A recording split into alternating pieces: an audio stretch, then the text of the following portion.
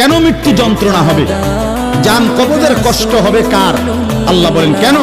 এই ফালা সাদ্দাকা ওয়ালা সাল্লা, আল্লাহ বলেন কারণ হলো সে আমি আল্লাহর কথায় বিশ্বাস করে নাই, আমি আল্লাহর উপরে বিশ্বাস করে নাই, এবং ওয়ালা সাল্লা, 5 ওয়াক্ত নামাজ আদায় করে।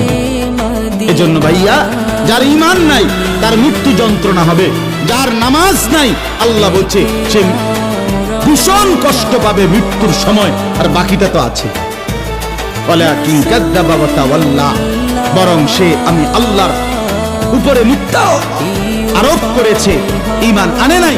ওয়া তাওয়াল্লা, আমার প্রতিটা হুকুম থেকে মুখ ফিরাইয়া নিছে।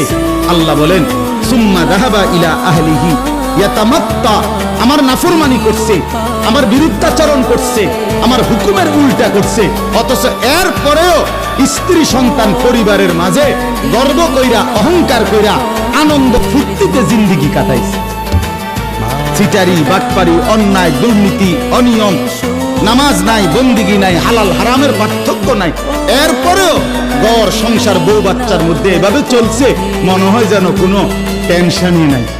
আল্লাহ বলেন এই অহংকারী, এই গাদ্দারির কারণে মালাকুল মউত আজরাইল যখন রুহু কবজ করবে তখন কলিজা থেকে রুহুটা ছিঁড়া ভিড়া এরপর কবজ করবে।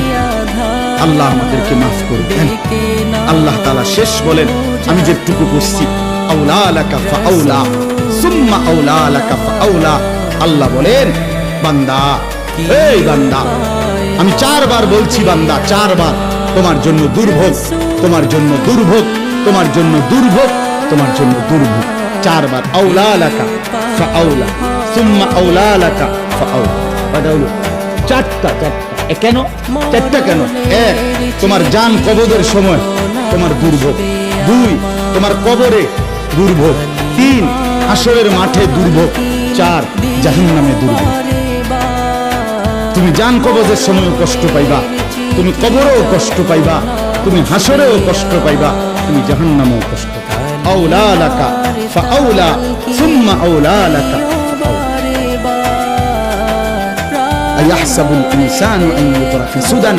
আল্লাহ তাআলা বলেছে, মানুষ তুমি কি ভেবেছো আমি তোমাকে এমনি এমনি ছেড়ে দেব না? কি ভাবছো?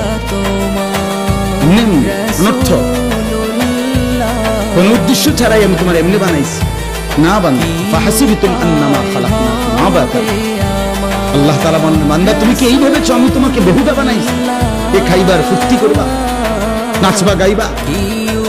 না ভাই, আল্লাহ তাআলা আমাদের প্রত্যেককে ঈমান দান